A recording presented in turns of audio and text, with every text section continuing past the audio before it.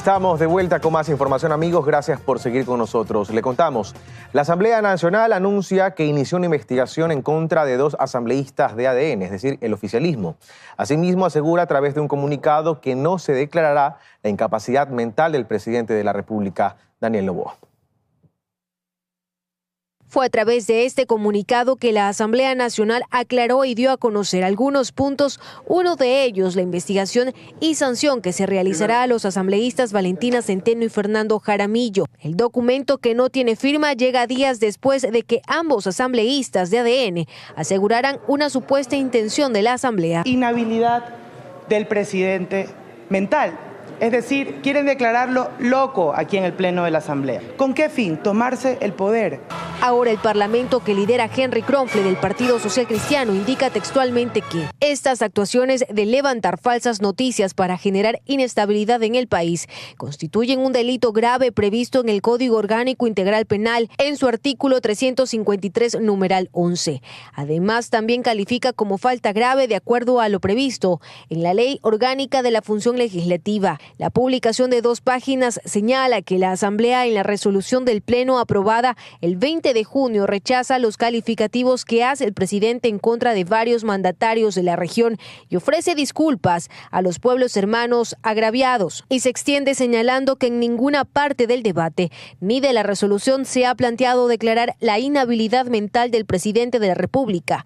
Aquello es absolutamente falso. La función legislativa califica lo también repetido por el viceministro de Gobierno Esteban Torres como una artimaña política que pretende dañar la buena imagen de la Asamblea Nacional. Finalmente afirman que, cumpliendo la agenda legislativa, el próximo martes 2 de julio se tratará en segundo debate la ley para la aplicación de la consulta popular y referéndum del 21 de abril de 2024. Y la central Agoyán en Baños y una unidad de la San Francisco en Azuay adelantan su apertura para abastecer de energía al país. La medida se toma luego de que Coca-Cola Sinclair cerrara nuevamente sus compuertas por sedimentación. Fueron 24 horas de incertidumbre por apagones que mantuvo la ciudadanía a escala nacional este viernes 21 de junio, debido a la presencia de palizada que presenta la hidroeléctrica Coca-Cola Sinclair, motivo por el cual este sábado continúa con sus compuertas cerradas. Como apoyo de la deficiencia energética, a través de la cuenta de ex de la central, se informó que la hidroeléctrica Agoyán en Baños y una unidad de la San Francisco en Azuay y El Oro se encontraban abasteciendo de megavatios necesarios para restablecer el servicio.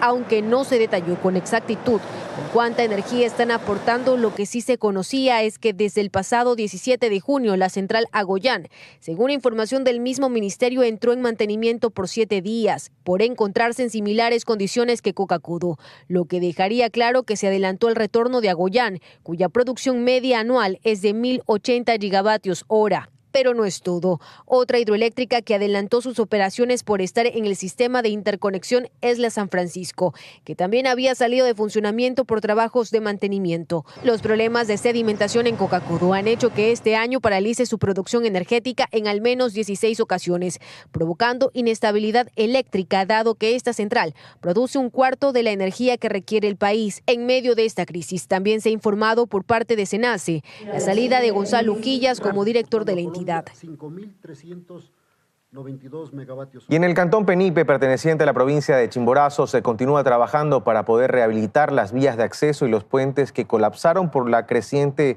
de los ríos, la crecida de los ríos. Para el arreglo de las vías incluso se ha alquilado maquinaria. A momentos las maquinarias se paralizan porque existe la repentina creciente de los ríos o deslaves en quebradas. Han pasado 7 días de los primeros daños y se trabaja para mitigar los efectos. Con más de 7 excavadoras, más maquinaria privada que estamos en la reconstrucción de acá del cantón Penipe, rodillos, volquetas, más de 10 volquetas que están trabajando. De la misma manera, tractores, tanqueros con la dotación de agua potable a nuestro cantón. De a poco se devuelve el suministro eléctrico en varias parroquias, donde antes había postes, pero que la palizada o la correntada se llevó. Estamos nosotros verificando y garantizando el servicio de energía para el sector y retirando los medidores de las casas que ya están abandonadas, por lo que ya están en riesgo. y lo que es medidores de las casas que se han ido llevando. Pudimos ingresar a lugares donde antes era prácticamente imposible y de esta óptica la realidad no está lejana a lo que se mira de lejos. Es así como quedó la estructura del puente de Palitagua que cayó el pasado domingo. Aquí tan solo queda la fuerza del agua y el recuerdo de sus habitantes. Ojalá mandemos el agua por dentro del puente. Ojalá no esté hechizado. Necesitamos restablecer los caminos, necesitamos construir los puentes conjuntamente con el GAD provincial y encauzar los ríos, porque posiblemente las fuertes tempestades que vienen está pronosticado mucho más tiempo todavía. La naturaleza los golpeó. Su furia no les permitió proteger lo que por años alcanzaron, pero no están vencidos. Hay algo que se llama unidad. En conjunto con el trabajo en equipo, con la fuerza de la ciudadanía penipeña, vamos a salir adelante. Y de seguro, eso es lo que motiva a las más de 200 personas que en cuadrillas no descansan para rehabilitar al cantón. Y moradores de la parroquia Santa Rosa, en el Chaco, en la provincia de Napo, se quedaron sin el puente por el que transportaban productos a mercados locales. La fuerte corriente del río arrasó con la estructura del viaducto, solo quedaron las bases que lo sostenían. Moradores del sector de Cuzumpe en la parroquia Santa Rosa en el cantón Chaco miran con nostalgia lo que quedó del puente por el que transportaban sus productos a mercados locales. Las fuertes lluvias arrastraron la estructura y actualmente solo se observan las bases de lo que sostenían a este viaducto. Nos encontramos con varios moradores, finqueros que tienen sus emprendimientos agrícolas, porcícolas, ganaderos y también turísticos. Nos sentimos afectados, por lo cual hacemos un llamado a las autoridades. La falta del puente los ha llevado a buscar nuevas alternativas. Se ha incrementado mucho más el tiempo en su recorrido. En la movilización nos estamos demorando mucho más. Tenemos que, recorrer 2 horas para llegar a un mismo punto. Por este acceso lo hacíamos en 20 minutos. El invierno en la zona no da tregua. Las secuelas están a la vista. Lugares turísticos también tuvieron que cerrar sus puertas con la creciente del río. La infraestructura y adecuaciones también se ven muy afectadas. Y tras las inundaciones registradas en días pasados, se empiezan a evidenciar consecuencias. En el norte de Pichincha, varios complejos turísticos se mantienen cerrados, algunos destruidos y con ello decenas de personas afectadas económicamente. Ha pasado casi una semana desde que las torrenciales lluvias dejaron consecuencias como estas. O estas otras de acá, en distintos puntos del país. Al norte de Pichincha, por ejemplo, esto ocurrió. ¿En serio? Complejos turísticos se vieron totalmente afectados. Con nuestro equipo periodístico llegamos hasta Guayabamba. Así es como lucen estos lugares. Cerrados por completo. Lo que eran centros de diversión, hoy están prácticamente destruidos. Y pese a que las lluvias calmaron, el río Pisque está notablemente crecido. Algo similar en Cayambe. Zonas turísticas que hoy se encuentran desoladas. Aquí llegamos hasta la comunidad de La Josefina, punto donde habitan alrededor de 200 habitantes. Están preocupados, pues el camino que les permitía llegar directamente hasta ese cantón en 10 minutos se fue con los torrenciales aguaceros, como se puede observar en las imágenes. Eso además de otras afectaciones. Se llevaron el camino. Estaba a punto de llevarse el puente ya, se inundó todito. Hay una serie de dificultades, pero las zonas más afectadas fuertemente son la parroquia de Cangagua y la parroquia de Juan Montalvo. La única forma que hoy tienen para llegar a Cayambe es por este camino en malas condiciones. Por aquí les toma entre 30 y 40 minutos, si no es más. Dicen que era una tragedia que se podía prevenir o evitar que sea de tal magnitud. No obstante, hoy solo esperan que no se registren lluvias como el pasado domingo. De acá arriba, de la loma, vimos que ya se llevaba las tierras de las orillas del río y los postes de luz, todo lo que es internet, todo se llevó el río. Aquí lo que puede pasar es si crece vuelta el río, si además de lo que ya somos afectados en el camino que se nos cortó, ahorita el puente está a punto de llevarse. Y además de eso, ahí habemos muchas familias afectadas. Pese a la calma del temporal invernal, aquí el río Guachalá también está crecido. Si bien en este punto del país no se registraron víctimas, Hoy se lamentan las afectaciones económicas, de las cuales les costará recuperarse. Y le contamos ahora que la Sierra y la Amazonía serán las regiones del país más afectadas por fuertes precipitaciones durante este fin de semana. Estas aguas son las que llegarían a su vez a las principales hidroeléctricas del país. Fuertes precipitaciones continuarán presentándose durante este fin de semana en el país. Así lo detalló el Instituto Nacional de Meteorología e Hidrología INAMI en su advertencia meteorológica número 32. Hay que tomar en consideración que esto se debe a las condiciones de parte humedad que me viene tanto del este hacia el oeste. Esto quiere decir más, se suma la variedad climática, ¿no? Sobre todo ondas tropicales, igualmente que hacen que estas precipitaciones aumenten.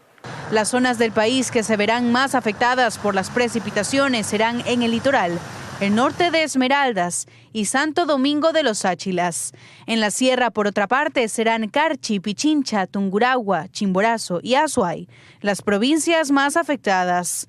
En la Amazonía serán las provincias del norte y del centro de la región. Tendrán la característica entre moderadas y puntuales. No se descarta igualmente precipitaciones de maneras extremas, como se vieron igualmente el fin de semana pasada que se presentó.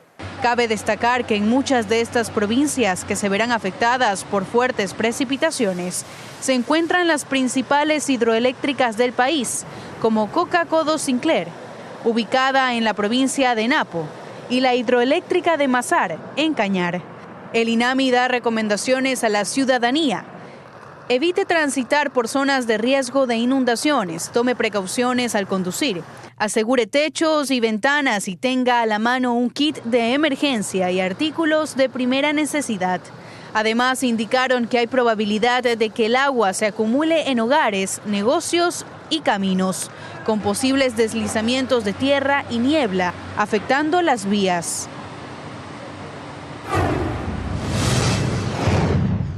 Vamos a revisar otros temas. Presten mucha atención. Hasta el lunes 24 de junio, los transportistas deberán registrarse en la página web del Ministerio de Transporte para recibir la compensación por la eliminación de los subsidios a los combustibles. Sin embargo, algunos de ellos ya han presentado problemas. Se lo contamos. El plazo para que taxis, tricimotos y camionetas inscriban sus cuentas bancarias en el Ministerio de Transporte para recibir la compensación está por terminar. Hasta el 24 de julio se hará un primer corte para entregar el valor correspondiente a julio, mes en el que las gasolinas Extra y Ecopaís incrementarán su valor en 26 centavos. Y de los 84,000 beneficiarios que calcula el gobierno, con corte al viernes a las 17 horas, solo 15,841 estaban registrados. Están avanzando bastante bien, creo yo. El decreto ejecutivo seguramente va a salir los últimos días de junio y una vez que se firme el decreto ejecutivo, nuestro objetivo es que ya estén en las cuentas bancarias los valores. Quienes no puedan registrarse hasta esa fecha tendrán 4 meses más para hacerlo y acceder a la compensación de forma retroactiva. Sin embargo, hasta ahora algunos de los conductores han presentado problemas. Hemos detectado algún problema de carácter tecnológico donde que los compañeros se están registrando y les sale la palabra error, no les permite ingresar sus datos. Y hay más interrogantes. Hay compañeros que tienen un taxi aquí en Quito y de pronto tienen una camioneta en algún otro cantón. Ellos tienen una sola cuenta, es el mismo número de cédula, el mismo nombre. ¿Cómo se va a proceder en esa situación? Por ello, para este lunes está programada una jornada de capacitación en conjunto con las autoridades, pero desde las dirigencias advierten también que las bases de datos de quienes tienen permisos de funcionamiento estarían desactualizadas. En realidad, aquí en el Distrito Metropolitano de Quito, la mayoría de permisos de operación han caducado. Entonces no sabemos con qué base de datos están alimentando ese registro. Desde el Ministerio de Transporte esperan que una vez completado este registro, el número de beneficiarios también se modifique. 84,000 viene de un análisis estadístico que nosotros realizamos en función de todas nuestras bases de datos. La realidad va a ser la que encontremos con el registro. Con los recursos obtenidos tras la eliminación de los subsidios, 40,000 nuevas familias accederán a los bonos de desarrollo humano de forma gradual. Actualmente, 1,4 millones de ecuatorianos son sujetos de protección social. Y el Estado excluye de la deuda pública los valores pendientes con la seguridad social. Según especialistas, esta fórmula estanca aún más la reducción de este endeudamiento histórico que asciende a 20,000 millones de dólares. Que el acumular deudas y atrasos con el IES es una trampa perversa, afirma el exministro de Economía Fausto Ortiz, y aquí justifica, pues detalla que al no ser estos valores computados dentro de la deuda pública, se disfrazaría un cumplimiento del límite al endeudamiento público, que según la normativa no debería superar el 40% del Producto Interno Bruto. Si mañana el gobierno toma $1.000 millones de deuda con el Seguro Social, aumenta el endeudamiento total, aumenta el endeudamiento del sector público no financiero, pero cuando consolida, esos 1.000 millones no aumentan el endeudamiento. Según Ortiz, la ley señala dos tipos de deuda pública a considerar: la deuda pública total y la deuda del sector público no financiero. Sobre esta última es la que se hace el cálculo, y agrega que además sea sobre la deuda consolidada, es decir, que se excluya a otros entes de gobierno. Y aparte, con la Seguridad Social hay también contingentes que no están contabilizados como deuda porque todavía no se han puesto de acuerdo. Por ejemplo, en enfermedades catastróficas, en temas de salud, hay unos 5.000 millones más que están como contingentes. Según el exdirector general del IES, Diego Salgado, actualmente la deuda del Estado con la Seguridad Social estaría cerca de los $20.000 millones, y allí el riesgo, pues al Fondo Monetario Internacional se le ofreció ir solucionando los desencuentros entre finanzas y el instituto, un paso que para Salgado debería empezar sincerando lo adeudado. El Estado tradicionalmente o históricamente mantenga una deuda y una deuda millonaria. Solamente hablando en el ámbito de la salud, debe estar superando los $4.000 millones. Además de esto, Salgado también observa otro punto de conflicto, y son los atrasos en las pensiones jubilares. Un gobierno no es un problema de ahora, no es un problema del gobierno anterior. Promedio han pagado de ese 40% apenas el 28%. Promedio. La deuda pública al finalizar marzo de este año cerró en $83,3 mil millones, incluyendo deuda externa e interna, otras obligaciones y otros pasivos. Estamos de regreso, amigos. Gracias por seguir con nosotros. Hay conmoción en Atuntaqui, en la provincia de Imbabura. Esto luego de que una mujer policía en servicio activo fue asesinada en los exteriores de una unidad de policía comunitaria. Según las primeras investigaciones, su victimario fue otro servidor de la institución, quien luego de hacerlo se disparó en la cabeza y fue trasladado a un hospital cercano en condiciones críticas. Hasta el momento se desconoce su evolución. Ambos policías habrían sido pareja. La Fiscalía General del Estado manifestó en contra de este hecho violento un comunicado y se comprometió a brindar la información necesaria para esclarecer el crimen. Como Policía Nacional nos encontramos también consternados por el hecho que se ha dado. Justamente hoy en la mañana tuve conocimiento por el 911 y las alertas que nos dieron sobre el hecho, pues me trasladé a Atuntaqui, donde pudimos observar a la compañera con orificios de entrada aparentemente en su cabeza, sin signos vitales, y asimismo pues del compañero, el mayor, se encuentra con signos vitales hasta el momento, pero está en una situación crítica. Justamente por eso fue trasladado a un hospital en Quito, por más que todo la tecnología que se tiene, y la ambulancia en la que se trasladó tenía todo el equipamiento necesario. Terrible. Y la violencia criminal nuevamente azota a Esmeraldas. En los últimos días se han registrado varios asesinatos en la modalidad de sicariato. Todo parecía volver a la normalidad, pero la realidad es otra. En los últimos 6 días, la provincia de Esmeraldas ha registrado 16 muertes violentas al estilo sicariato.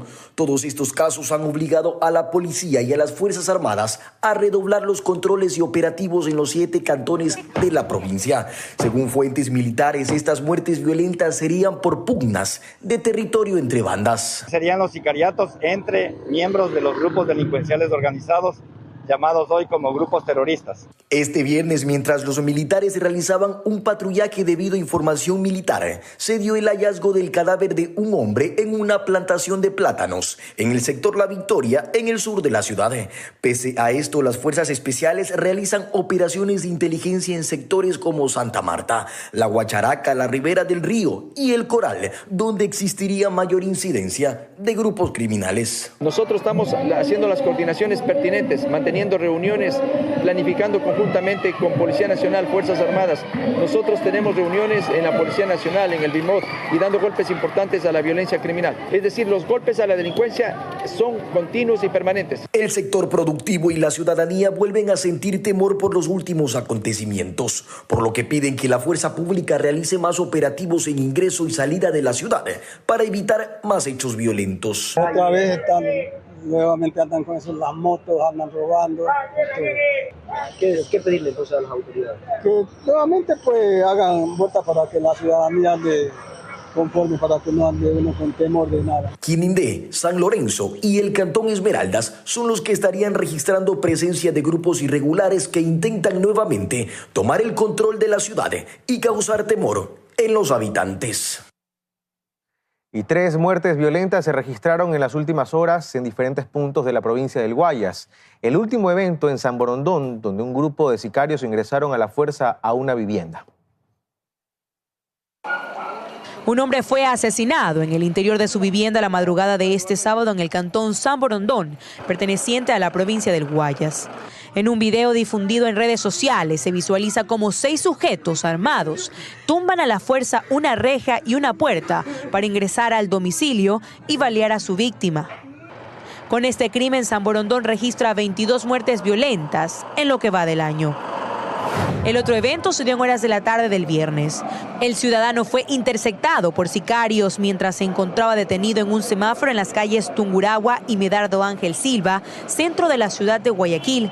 La víctima, quien se movilizaba en un vehículo con chodevino, fue seguido por los sicarios que aprovecharon el momento de la luz roja para dispararle repetidamente, provocando su muerte instantánea. Seguido a esto, la alerta por parte de los moradores del sector inició una persecución en la que se intercambiaron varios disparos entre servidores policiales y los supuestos sicarios, dejando como resultado una persona aprehendida que llevaba 5 días de haber salido de la cárcel. Dando el alcance a los causantes a la altura de las calles Alejo, Lascano y Rumichaca. En su huida, los antisociales proceden a disparar en contra de la humanidad de los compañeros policías, pero gracias a Dios no tuvimos desgracias que lamentar con los compañeros. Además, el carro en el que se movilizaban estaba reportado como robado. El mismo viernes se registró en Durán otro asesinato. Según versiones, el individuo extorsionaba a comerciantes del sector. El fallecido transitaba en moto cuando sicarios le proporcionaron más de 10 disparos. Y tras la última muerte violenta registrada la tarde de ayer en la comuna Montañita, en la provincia de Santa Elena, la Policía Nacional, mediante labores investigativas, logró la captura de 5 personas. Todos tienen antecedentes penales y pertenecerían al grupo terrorista Los Choneros. Dentro del lugar donde se hospedaban, se logró el decomiso de 5 paquetes de droga, 2 armas de fuego y tacos de dinamita. La policía ha reforzado los operativos fronterizos en este sector para evitar la migración de grupos terroristas desde Manabí hasta la provincia de Santa Elena. Y Ecuador iniciará en 7 días la construcción de una nueva cárcel de máxima seguridad en el país para hacer frente a la narcodelincuencia. ¿Cuáles serán las características de este recinto? Astrid Singre nos lo cuenta. Hola, ¿qué tal? La nueva cárcel de máxima seguridad será construida, según lo dicho, en un lugar estratégico en Santa Elena, a 5 kilómetros de la comuna Juntas del Pacífico, zona agrícola que pertenece a la parroquia Julio Moreno. La nueva instalación, con capacidad para 800 presos, tendrá como nombre la Cárcel del Encuentro y contará con 5 pabellones divididos en super máxima, máxima y alta seguridad, 4 patios y 3 cercos de seguridad, todo en una extensión de 16,2 hectáreas de construcción. También habrá 6 torres de vigilancia de 9,5 metros de altura, una muralla de 9 metros y 6 metros de concreto, además de 3 metros de malla inescalable, un área de estacionamiento, cocina, lavandería, armería y otras. El sistema incluirá un registro biométrico de los presos a través de la detención de su iris. Y en este nuevo recinto, las visitas deberán registrarse en un primer anillo de seguridad. Esto tan solo para poder acceder a la cárcel. De igual forma, se prevé inhibidores de señal celular y Wi-Fi. La obra tiene un costo total de $52 millones y se estima que sea entregada en mayo de 2025. Y a propósito, el Ministerio del Ambiente aseguró que la construcción de la cárcel del Encuentro, llamada así por el presidente de la República en la provincia de Santa Elena, no requiere de una consulta ambiental. Por otro lado, el ministerio aseguró en un comunicado que la zona donde se va a desarrollar este proyecto no incumple con el Sistema Nacional de Áreas Protegidas, el Patrimonio Forestal Nacional, ni con zonas intangibles. Esta cartera de Estado añadió que el SNAI obtuvo la adjudicación de tierras por parte del Ministerio de Agricultura y Ganadería. Y la Fiscalía ha solicitado exámenes de ADN para identificar alrededor de 61 cadáveres en la morgue de Guayaquil. Esto con el fin de inhumarlos y descongestionar el centro forense, afectado en los últimos días por malos olores debido a cuerpos en descomposición. La fiscal Tania Agualoto presentó la solicitud el 20 de junio. Los perfiles genéticos obtenidos se cotejarán con la base de datos de familiares de desaparecidos. Los cadáveres aptos para inhumación serán liberados una vez completados los trámites necesarios por la Dirección de Medicina Legal y Ciencias Forenses. ¿Y sabía que con tan solo contestar sí a una llamada desconocida podría ser víctima de una estafa? Especialistas en ciberseguridad recomiendan usar identificadores de llamadas. A continuación, le explicamos. Correos, contraseñas, contactos, números de cuenta y más es lo que se puede encontrar en un celular. De ahí que este dispositivo es atractivo para los ciberdelincuentes. En ese contexto, las llamadas telefónicas también son una herramienta que usan para estafar, persuadiendo a sus víctimas. Entre algunas modalidades de estafa está una que va tomando fuerza. Los delincuentes se hacen pasar por alguna empresa, con frecuencia un banco. La llamada es grabada y se realizan preguntas inofensivas que hacen que la víctima responda sí. Corre el riesgo de que su llamada esté siendo grabada, porque existen procesos de validación en biometría a través de la voz en entidades bancarias que usted tiene que responder de manera afirmativa con su voz. Pero en primer lugar, ¿cómo obtienen esta amplia base de datos de las personas a quienes llaman? Pues lo hacen a través del hackeo de bases de datos o la propia venta de bases de datos telefónicos. Aunque parezca increíble, existen centros de datos o centros de cómputos que se dedican a la extracción de números de teléfonos a nivel mundial. Ciudadanos afirman haber sido víctimas de esta modalidad de estafa, mientras que otros conocen a alguien cercano que le sucedió. Uno con decir sí, ya lo molestan y está fregado definitivamente. Conozco mucha gente que ha sido estafada. Se roban todo, pues no es que esta parte sí, esta parte no, todo se lleva. De ahí que muchos han optado por no contestar llamadas de desconocidos. Murgueitio afirma que hay formas de prevenir, ya sea no contestando a números no registrados o usando aplicaciones de identificación de llamadas. La más conocida es el famoso Truecaller. Truecaller lo que hace es que cuando detecta una llamada que ha sido reportada como spam o una llamada de extorsionadores o de servicios molestos como los call centers automatizados, la pantalla del teléfono se pone en color rojo. Además, expertos en seguridad digital recomiendan evitar compartir números de teléfono en redes sociales y cualquier tipo de información personal o de familiares. Y escuche esto, el uso de plaguicidas habría provocado la intoxicación de al menos 140 estudiantes de 3 establecimientos educativos en Balsar. Felizmente, los menores de edad están ya fuera de peligro.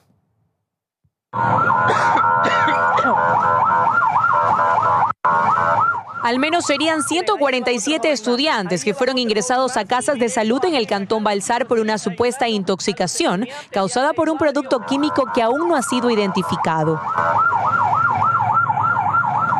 Los afectados, alumnos de las instituciones Ciudad de Balsar, Clementina Triviño de Hunda y 26 de septiembre, presentaron síntomas como agitación, dificultad respiratoria, vómito y dolor de cabeza. Muchos tuvieron que salir en brazos de otros estudiantes y padres de familia, que los llevaron de manera urgente hacia diferentes casas de salud. Una nueva actualización del Ministerio de Salud confirma que la mayoría de los estudiantes afectados ha sido dados de alta y que solo uno fue trasladado hasta el Hospital Teodoro Maldonado en Guayaquil y permanece estable. La entidad también se encuentra a la espera que se dé el resultado médico para determinar la causa exacta de la posible intoxicación, pero se sospecha a la fecha que sería por plaguicidas. Por el olor que percibía la ropa, era aparentemente malatión. No tenemos todavía las investigaciones, no sabemos los resultados, estamos esperando resultados. El Instituto Nacional de Investigación en Salud Pública lo confirmaría en los próximos días con los estudios realizados. Pero no es la primera vez que se da un caso como este. Hace 8 días, estudiantes también de un colegio de la localidad presentaron los mismos síntomas. Aquí los resultados médicos apuntaron a que también plaguicidas intoxicaron a los estudiantes. Un tema que debe ser investigado. Y el movimiento de carga de los puertos públicos del sur de Guayaquil ha disminuido en los últimos años. Especialistas lo atribuyen a las bajas tarifas que tienen las terminales privadas. El Ministerio de Transporte anuncia un análisis técnico de estos costos.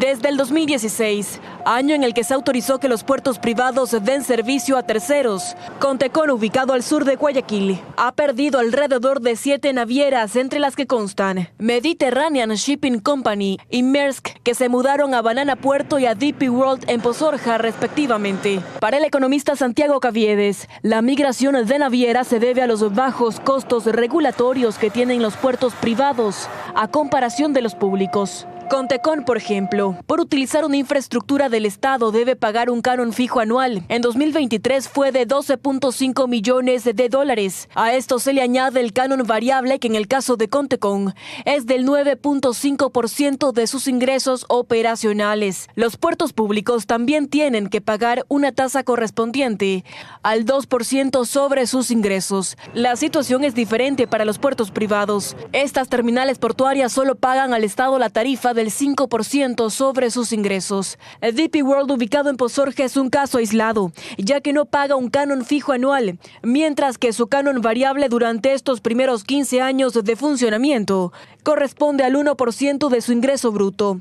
Este puerto también paga al Estado una tasa del 2% sobre sus ingresos, al igual que los demás embarcaderos públicos. El problema no es que existan más competidores, el problema es que las reglas de juego son diferentes para cada uno de los competidores. Mientras tanto, desde el Ministerio de Transporte y Obras Públicas se aseguró que se hará un análisis de las tarifas que pagan los puertos privados al Estado. Que en un mes y medio podemos tener ciertos resultados de tipo técnico, pero ahí viene un tema de socialización, conversaciones con ellos para que entiendan nuestra postura. Lo que nosotros no podemos permitir es que una relación privada entre una naviera que es privada y un puerto que es privado, nosotros le tengamos que destinar recursos del Estado. El economista Caviedes asegura que la ubicación de las terminales portuarias en Guayaquil también deberían ser analizadas. Él sugiere un reordenamiento geográfico de los puertos para que no estén cerca de la ciudad, mientras que el especialista en puertos Pablo Rizo optaría por la realización de más zonas portuarias en la urbe. Mientras existan múltiples zonas portuarias, tendremos múltiples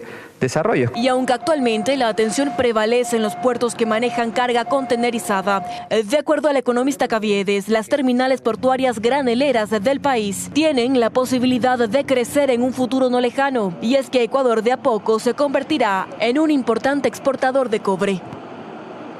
Información importante a su consideración.